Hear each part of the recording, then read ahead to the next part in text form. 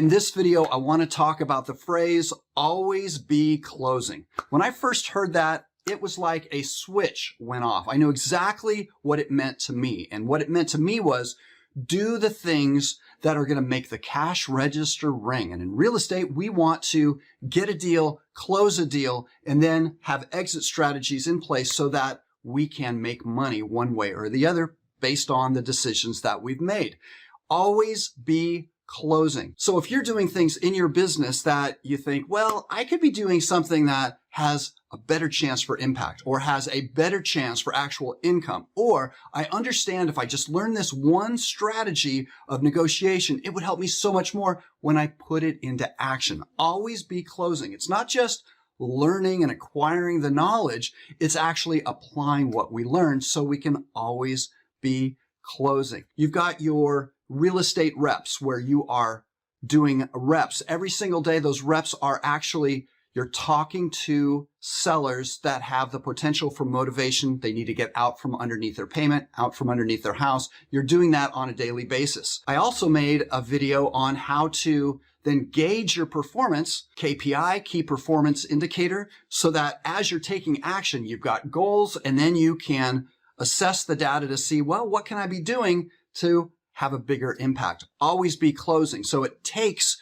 talking to sellers in order to then improve on what it is we're doing, and then taking the data that you are acquiring after taking those actions and then funneling that into your KPI. What is it that you want to accomplish? And then you can be seeing if you're meeting the goals that you've set, how you can improve upon those goals. But at the same time, you've got it in your mind, always be closing. Am I doing something that has the chance today for me to close on a deal? If not, what can you be doing so that every day you have the chance and potential to be closing on a deal? Always be closing. If you aren't closing, what is it that you're doing that's going to get you closer to potentially closing? Because in the beginning, we do need to learn things. We need to set things up. I get that.